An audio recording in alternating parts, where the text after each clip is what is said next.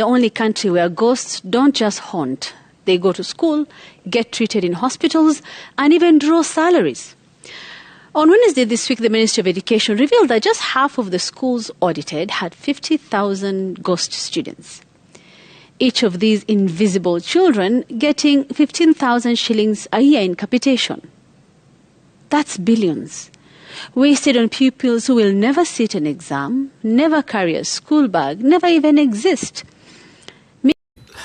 You know, fellow Kenyans, we have to accept this, that if you're living in a country different from Kenya, then I don't think if you are really enjoying what Kenyans are enjoying. Or, I don't know, should I say that it's freedom or what? Because things that are happening in this country, you can't find them happening anywhere. Like literally, Kenya is a unique, let me just say that Kenya is a unique country in the whole of African continent. Why am I saying this? I'm saying this because imagine somebody just decided to take Yoweri Kaguta Museveni's escort car and then drove it all the way from Kenya to Uganda. Now, you know, I was trying to ask myself, I was literally trying to ask myself this question, that how did this person pass through the border using Museveni's escort vehicle without Museveni inside? You know, Kenya is a very funny country, by the way, and you know, we enjoy being in this country. We enjoy being in Kenya because things that are happening in this country can't. It's like Kenyans are pace setters. I've ever seen those who during when people are running.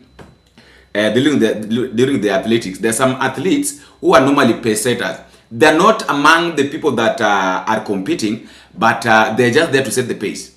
Now, Kenya is like a pace setter country in the whole of the continent, and that is why you find that anything that Kenyans does happens in other countries. Just like right now, remember during the Gen Z's demonstration, what happened in Nepal? Nepal saw what Kenyans did, and they also did it. Look at what happened in Ghana. Look at what happened in Nigeria. And I think same to Tanzania. And Ugandans also tried it. It's only that, you know, in Uganda you can't try this nonsense. It is not a nonsense, but you can't try it. Museveni is saying that anataka mara moja tu. He is requesting Ugandans to elect him one more last time so that he can complete his project, the projects that he started. I don't know, the man wants to die akiwa kwa kiti. Anyway, that is not what I wanted to talk about. That was just an overview. As we get into this discussion, fellow Kenyans, let me just quickly say that I would like to appreciate you guys for your support. Thank you guys. Thank you very much. God bless you. Asanteni sana. And if you're coming for the first time, don't forget to subscribe, because by subscribing, you're making these videos go viral and a lot of people are going to watch them. And also like. You can as well share. Thank you guys. Thank you. God bless you. Asanteni sana. Now, I've got two things to talk about. That one of Museveni and Kenya driving Museveni's escort vehicle to Uganda side. I've got two things to talk about. There is something that is happening in Kilifi, and I think we really need to talk about it. A friend of mine, I want to mention her name, just emailed me this morning, and she was like, Bonnie, can you talk about this thing? And during my little research here and there, trying to get deeper into what is happening in Kilifi, I came to understand, I've come to understand that this thing is not all about, is not only about Kilifi, but is about poverty. You know, as they say, that poverty is very bad, because whoever feeds you controls you.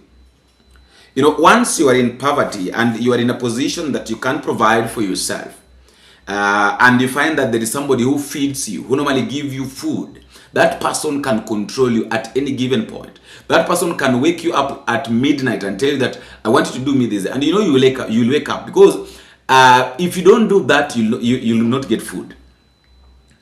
And there are several schools in Kilifi whereby students are receiving maize and beans donations, and after receiving maize and beans from the donors, and these donors are Indians. Now they are being forced to chant Indian prayers before eating.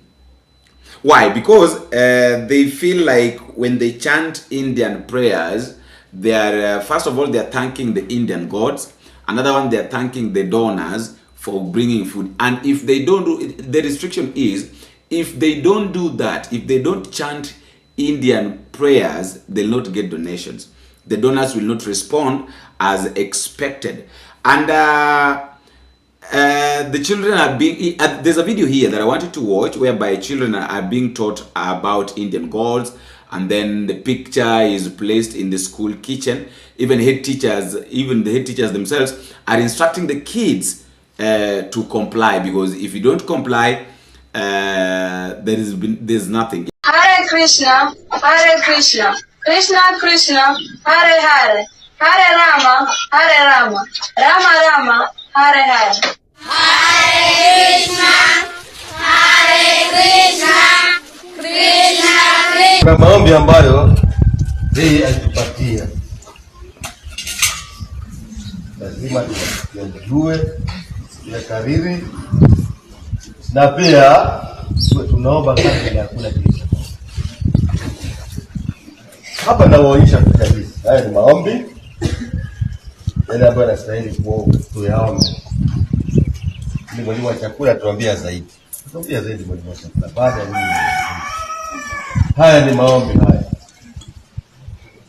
Hare Krishna, Hare Krishna, Hare Krishna, Hare Hare, Hare Rama, Hare Rama, Rama Rama, Hare Hare. Haya ni maombi ambayo lazima tuombe, kumshukuru Mungu na pia kumshukuru yule ambaye atupatia. You know, when I was listening to this, and when I was watching this after this friend had sent me, I was like, is this not is it not a sort of humiliation?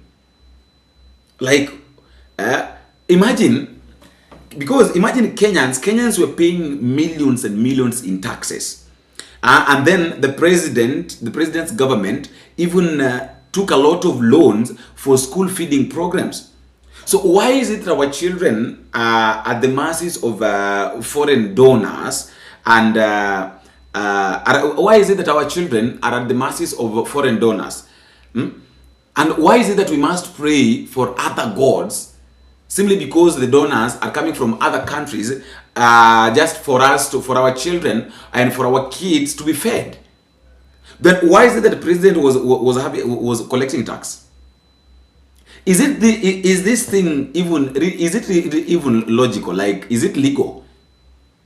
And the government is quiet. The government is going against the doctrine. You know, sometimes you just wonder. And imagine the MPs just sit in parliament comfortably. The members of parliament that are coming from Kilifi, the Kilifi members of parliament, are comfortably in Nairobi. They don't even care about what is happening in their village. And that is why I was saying, that is why sometimes here I said that the members of parliament that we elect, they're not in these offices to fulfill the promises that they gave us. They're not in the offices to serve us. They are only in these offices to serve their own interest. This is happening in villages, because these schools are in villages, and these villages have got MCAs, these villages have got women reps, these villages have got members of parliament. What are these members of parliament really doing to make sure that the kids are satisfied, that the kids are eating? Where did the issue of the lunch, the feeding program go to? Where did the money that was borrowed to cater for this go to? These taxes that the president is normally taking every now and then, where does it go to? Those are the questions that we need to ask ourselves, that where do they go to? Because, you know, our leaders are really failing us. We have to accept that our leaders are completely failing us. They've failed us terribly. And they'll continue failing us up to the end of time, until we Kenyans will wake up and realize that these people have failed us completely. You know, the problem is that in the villages, I don't know whether the villagers, their eyes have opened and they've realized that we are being played. But until then, Let me just say, until then, until their eyes will open, that's when we'll have change. The last story is about the news gang yesterday. Actually, I want you to listen to what these guys were discussing. Sam Gituku, YVON OKWARAS, Jamila, and Kaikai. Kaikai was asking a question that why is it that our Kenyan national anthem is respected in other countries? Like, look at the way the athletes really carry the flag of our country in Tokyo, Japan. The anthem, singing the anthem, and like when you try to reciprocate with what is happening in the country right now, everybody, a lot of people doesn't want or don't want to listen to Kenya, like even the leaders themselves. So you wonder what's going on. So I want you to listen to them, and then you drop me your comment in the comment section. Just tell me what you think. Do you really think that what is happening in this country, is it really nice? Is it really logical? Like, literally, why? Why would teachers, why would students be forced to worship worship Indian gods, simply because the donors decided the donors are Indians, and if students don't do that, they will not be given food. Yet we pay tax every now and then. Let me know what you think in the comment section. Fellow countrymen and women, it seems we have come to that time once again, and far sooner than should be expected in a functioning democracy. The countdown is on. Less than 2 years to the next general election, and the political noise is already deafening. Not that it ever really stopped. Lines have been drawn in the sand. You're being asked to pick a side, but not between ideas or compelling visions for the country, but between rallies disguised as empowerment programs, delegations trooping to State House, and rooftop campaigns in the name of consultations. Critique one side and you're automatically branded a supporter of the other.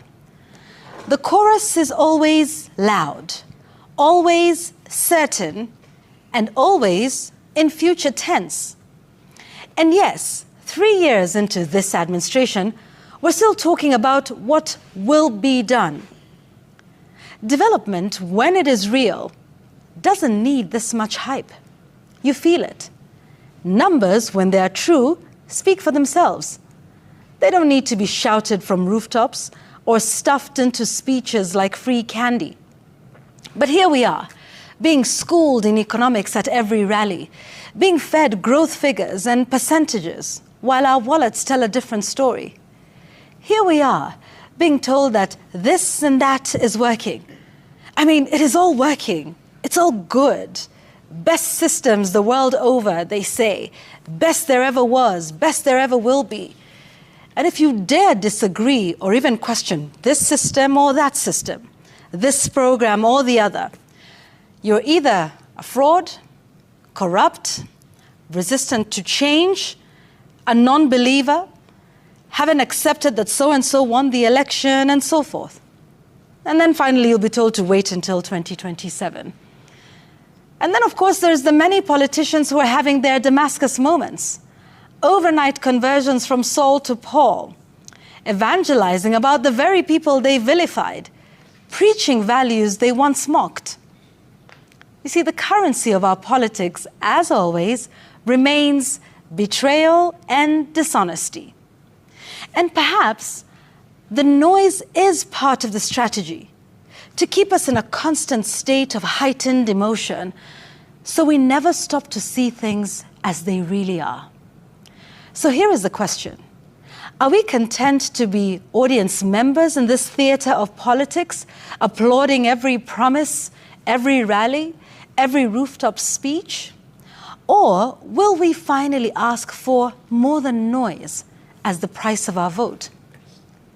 The season may have started early, but we don't have to be played early too. You see, numbers are numbers. They are not emotional. They are statistical, and perhaps a better way to guide our conversations and decisions in our extremely polarized society. So I ask, do we really want to count? Or Is counting too dangerous if it risks puncturing the narrative? Then I remember math is now compulsory in every classroom. Perhaps a good time to return to the basics and hopefully make it make sense. That's my sense tonight. Why? We must ask why. Why is our national anthem sounding better in Tokyo than it does in Nairobi? Why is our flag such a magical sight in the hands of our athletes and an eyesore in some hands back home?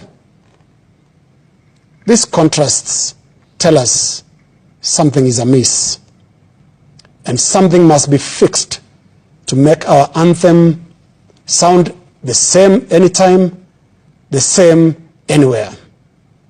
And our flag, beautiful and glorious anytime and anywhere. As symbols of our national identity in sports or international events, diplomacy, or even war, our flag and our anthem survives on nothing else but honor. And that explains the contrast between the flag and anthem in Tokyo and our flag and anthem in Nairobi. For the honor they bring our flag, anthem, and country, our athletes and other sportsmen deserve our utmost admiration. From 168,000 jobs in October last year to now 320,000. And when you look at the impact at the economic side, you don't feel it. Again, this versus reality? True. Like Bonyo was just saying, and kwa ground mambo ni tofauti. I feel with this administration, it is announcing projects faster than it can implement them. The housing one of them. And the changing numbers, the inconsistencies in exactly how many jobs have been created from what the politicians say to what is the reality.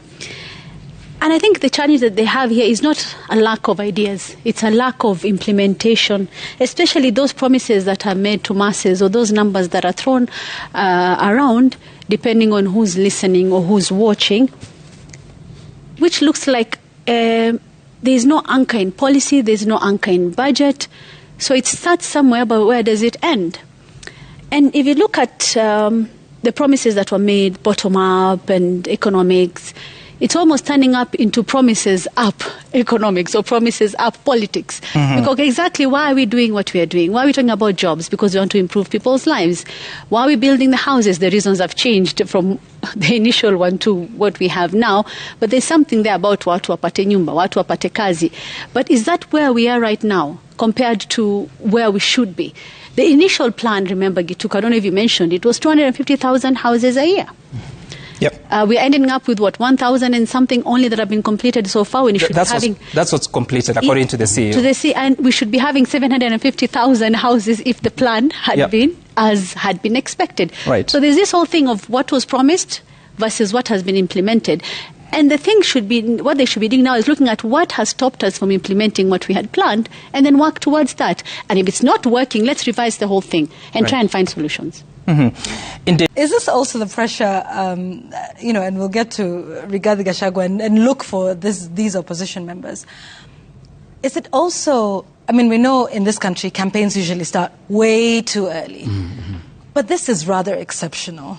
The campaign for 2027 started barely halfway into this current administration. Gen Z protests, where the president has felt like his back is to the ropes, where he's almost had to somewhat seek a fresh mandate from the people after a protest that is so crippling, Linus, that it questions the very foundations of, and is facing, that's an unprecedented challenge that no president before him has had to face. And now suddenly he finds himself having to literally fight for his very political life and legacy midway, even before that, into his current administration. To the contrary, actually the Gen Z protests interrupted the campaigns. Mm-hmm. And I want to remind us of what Sundays used to look like before June 24, 2024. 2024. Yeah. Remember the Sunday prayer thing, prayer rallies. where posters will be released, that this Sunday there'll be a prayer, including in my home region of Kilgoris, and then they'll set up in a field. And then money would be given to churches, much like the promises. Yes. Every Sunday used to be a campaign. It used to look exactly like what we are seeing now in the State House. So the sad reality in this country is campaigns actually don't start. They don't end. Yeah. That is what we experience. From one election to another, they don't stop. And look, give it to President William Ruto.